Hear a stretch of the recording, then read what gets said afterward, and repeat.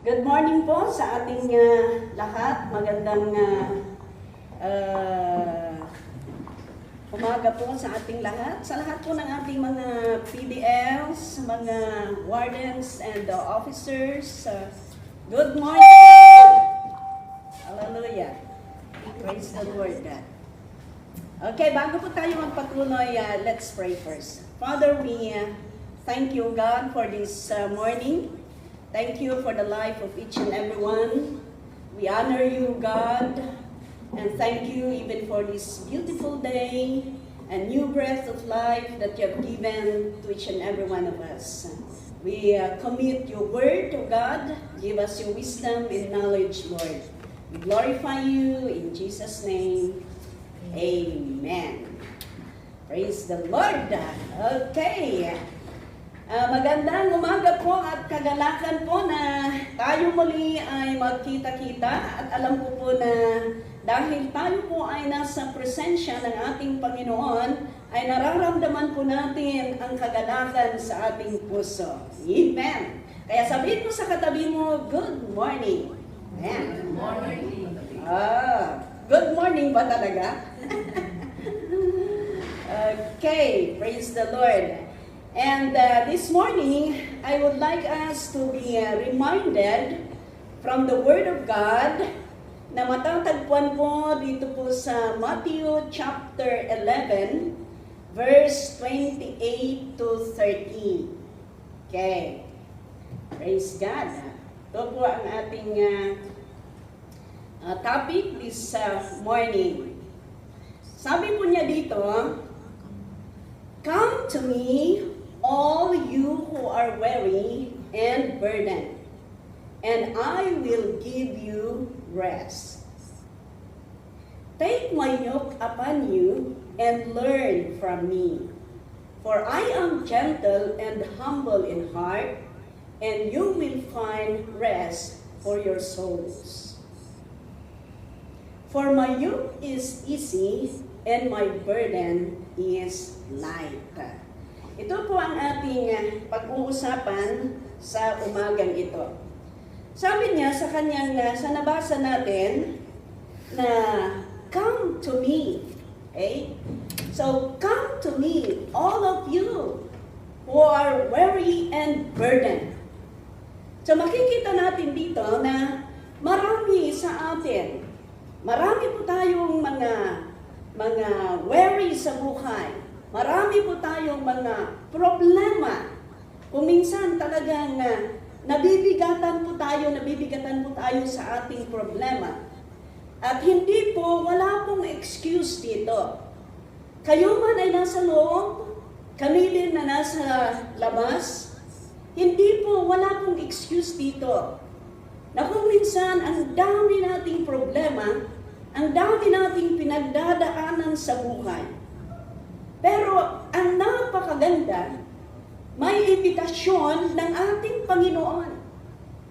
Kung napapagod ka man, kung nahihirapan ka man, kung anuman ang kalagayan mo, napakaganda po ang sabi ng Panginoon sa nabasa natin.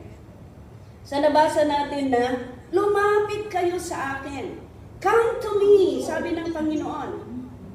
Lumapit kayo sa akin. Kayong lahat na nahihirapan,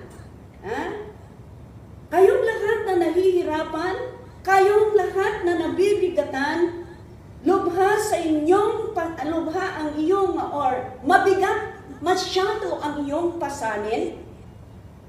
Sabi ng Panginoon, come to me. Okay? Salamat dahil mayroon tayong pwedeng takbuhan. Salamat dahil nakilala natin ang Panginoon. Nung hindi pa natin nakilala ang Panginoon, kung may problema tayo, iba-iba yung ating iniisip.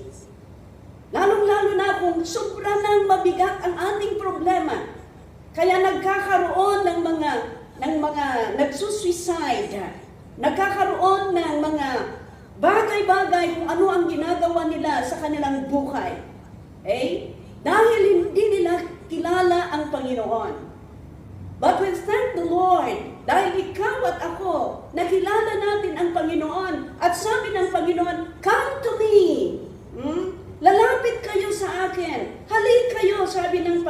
Panginoon. Kayong lahat na nahihirapan, kayong lahat na nabibigatan, halik kayo, sabi ng Panginoon. At ano po ang napakaganda dito? May promise pa. Aside ng sabi niya, halik kayo sa akin. Ang isinunod, sabi niya, and I will give you rest. Bibigyan ko kayo ng kapahingahan. Bibigyan ko kayo ng kapahingahan. Sabi ng Panginoon, I will give you rest. Kaya, salamat sa Panginoon dahil siya po ay palaging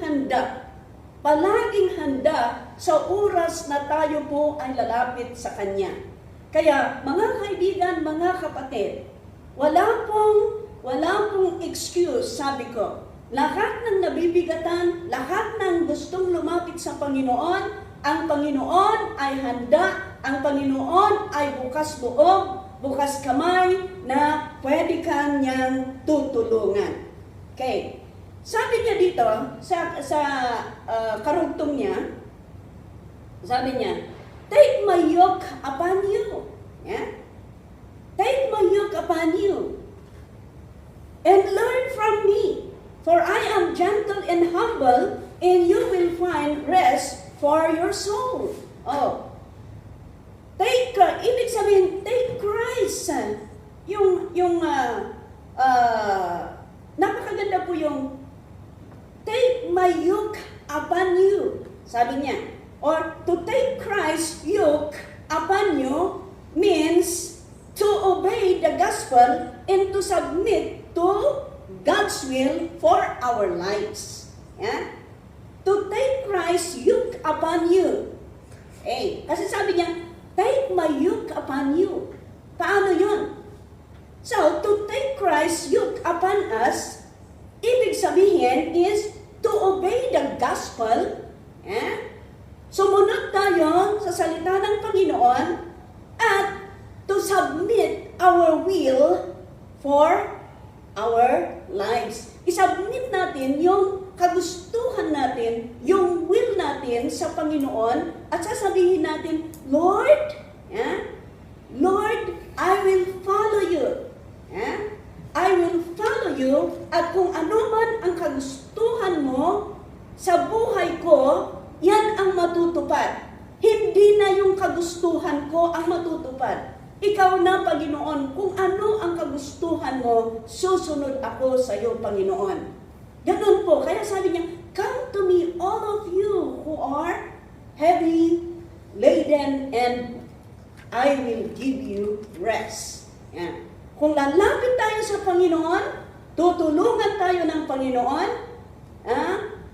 kaya ang gagawin natin, ano man ang sitwasyon, ano man ang problema, ang napakagandang nating gawin, lalong-lalo na tayo po ay nakakilala sa Panginoon, ay lalapit tayo sa Kanya. At after na lalapit tayo sa Kanya, ay sumunod tayo sa Kanyang salita, at isubmit natin ang ating will sa Panginoon. Ibig sabihin, if you have given your life to the Lord, submit your will to Him. Pwede mong sabihin, Lord, hindi na yung kagustuhan ko ang matutupad, kundi ang kagustuhan mo.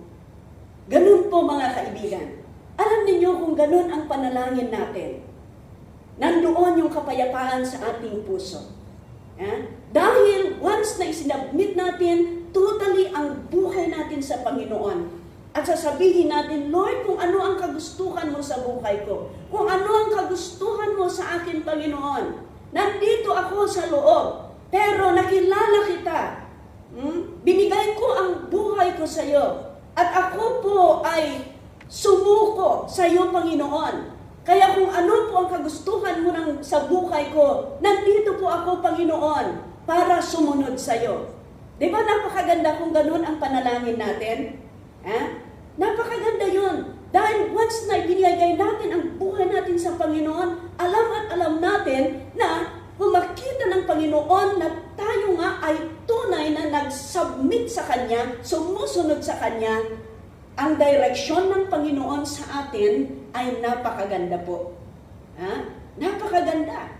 Kaya pwede kang, kahit nandyan ka sa loob, hindi ka na nag-worry, hindi ka na nababagabag, dahil alam mo na ang Diyos na iyong pinaglilingkuran ay hindi kanya pababayaan.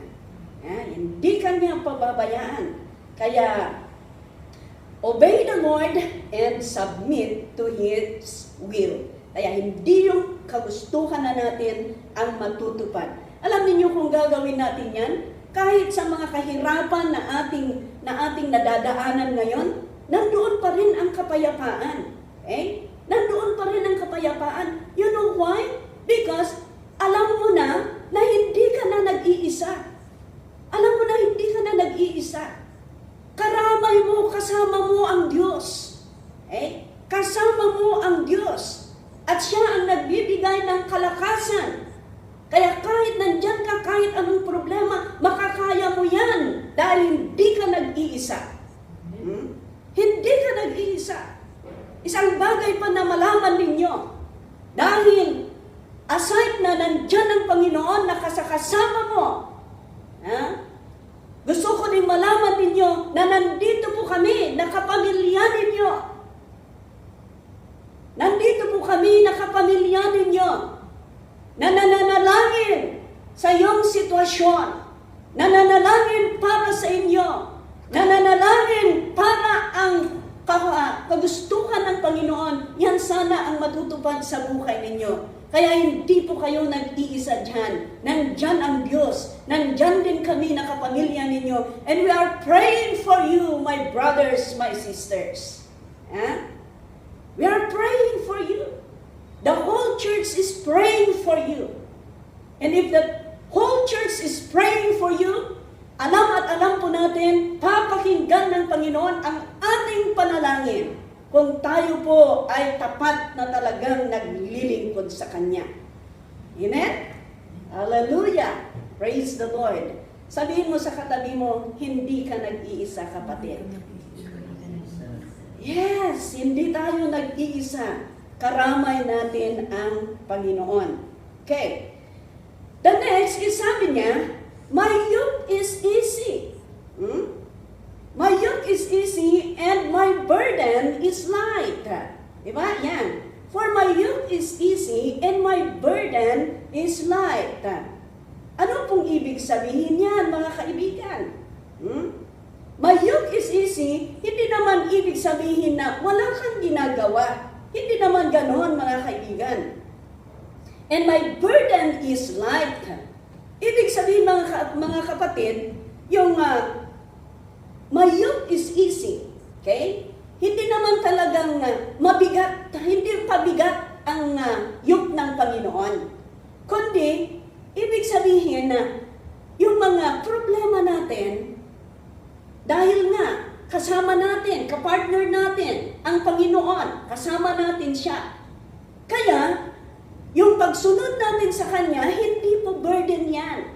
Yung pag-obey natin sa Kanya, hindi burden yan. Okay? Huwag natin sasabihin, bakit dumating ito sa buhay ko? Alam niyo mga kaibigan, ang mga bagay na ipinagkaloob ng Panginoon or ang mga bagay na inalaw ng Panginoon sa buhay natin, kaya mo yan, kapatid, dahil kasama mo si Lord. Kaya mo yan.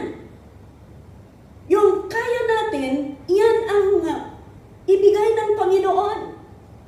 Kaya mo yan, kapatid. Ang problema mo ngayon, kaya mo yan. Dahil kasama mo ang ating Panginoon. Hindi ka nag-iisa. At sabi ng Panginoon na nandyan siya. Hindi niya ibibigay yung problema mo na hindi mo kaya. Hindi mo kaya, hindi ibibigay ng Panginoon yan. Kaya my brother, my sisters, kaya ninyo yan dahil kasama ninyo ang Panginoon. Lalong-lalo pa na ngayon niya, kilala ninyo ang Diyos. Kung ang Diyos ang gumawa ng langit at lupa, siya ang nagbigay ng buhay at hininga, ang problema mo ba kaya ang hindi kaya ng Panginoon na bigyan ng kalutasan? Kayang-kaya ni Lord yan.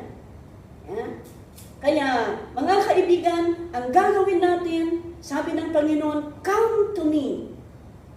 Every time na magkakaroon tayo ng problema, lalapit tayo sa Panginoon. Paano tayo lalapit sa Panginoon? Sa pamamagitan ng panalangin. Pamamagitan ng panalangin. Kung may problema, Lord, I submit everything to you. Ito po ang problema ko, Panginoon. Tulungan mo ako sa aking kaso. Tulungan mo ako sa lahat ng aking nararanasan ngayon. At kung makita ang Panginoon ng puso natin, na tunay nga na lumalapit sa Kanya, hindi po tayo tatalikuran ng ating Panginoon. Pinangako ng Panginoon sa Kanyang salita na hindi ko kayo iiwanan, hindi ko kayo tatalikuran. Ibig sabihin, nandiyan ang Diyos para tulungan ang bawat isa sa atin. Kaya salamat sa Panginoon. Ang gagawin natin, kahit may problema, sige, lapit tayo. Makiusap tayo sa Panginoon. Bakit paano tayo lalapit? Sabi ko, panalangin. Kung lalapit ka sa panalangin, ang panalangin, yan po ang way na tayo po ay makikiusap sa Panginoon. At kung tayo'y nananalangin, nakikiusap tayo. Idudulog natin lahat ang ating sitwasyon, ang ating kabigatan, ang ating problema. At ang pangako ng Panginoon, sabi niya, and I will give you rest. Bibigyan ko kayo ng kapahinahan, sabi ng ating Diyos. Amen? Kaya salamat sa Panginoon at palaging nandyan na pwede niya tayong tulungan. Kaya sa oras na ito, bigyan ko ng let us give a chance. Bigyan natin ng pagkakataon na tayo po ay lumapit sa Panginoon. At gusto ko po mga kaibigan na tatayo tayong lahat. Okay? Let's all arise, let's all stand. Tatayo po tayong lahat, mga kapatid, mga kaibigan. Lahat po tayo ay tatayo. Lahat po tayo ay tatayo. Ito na po ang panahon. Ito na po ang oras, mga kapatid, na kung ano po ang problema, ano po ang gusto mong ihiling sa Panginoon sa pamamagitan ng Kanyang panalangin. Alam ko po na iba-iba po ang problema ng bawat isa. Iba-iba po ang kaso ng bawat isa. Iba-iba po ang mga nararamdaman o nararanasan ng bawat isa kahit sa oras na ito. At alam ko po mga kaibigan, sabi ng Panginoon sa Kanyang salita, come to me, all of you. Come to me, sabi ng Panginoon. Hali kayo mga anak ko, lalapit kayo sa akin, sabi ng Panginoon. Kaya kahit anuman ang kalagayan mo, anuman ang sitwasyon mo, sa oras na ito, sabihin mo sa Panginoon. Okay? Let's all bow down and let us close our eyes. Okay? Close our eyes, ikaw lang at ang Panginoon, ngayon ang kausapin mo. Idulog mo sa Kanya kung ano ang problema mo. Sabihin mo sa Kanya kung ano ang gusto mong gawin ng Panginoon sa buhay mo. At kung talagang ikaw po ay tapat na lumapit at manalangin at alam ng Panginoon ng puso mo, ang Panginoon po ay kikilos, mga kaibigan. Sige, sabihin mo sa Panginoon, habang tayo po ay nakapikit lahat, sabihin mo sa Panginoon ang sitwasyon mo. Sabihin mo sa Panginoon ang kabigatan mo. Sabihin mo sa Panginoon ang problema mo. Sabihin mo sa Panginoon dahil siya po ay nakikinig sa iyo, kapatid. Siya po ay handa para tulungan ka sa iyong sitwasyon. Hallelujah! Oh God, thank you Jesus. Lord, sinabi mo sa iyong salita, come to me, all of you who are weary and burdened, and I will give you rest.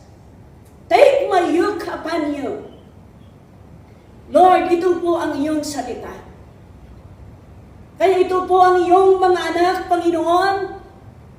Nandyan sila sa Pilipinas, pero ikaw po ay makapangyarihang Diyos. Ano man ang kanilang hinihiling sa iyo, Panginoon. Yung mga nabibigatan, maraming problema. Kung minsan, Panginoon, parang hindi namin kaya. Kung minsan, Panginoon, parang hindi namin magawa. Pero salamat o Diyos na nandiyan ka. That you are inviting everyone to your presence. Dahil handa ka na tumulong sa bawat isa sa amin, Panginoon. Pakinggan mo ang kanilang kahilingan. Pakinggan mo, Panginoon, ang kanilang mga daing at panalangin sa oras na ito.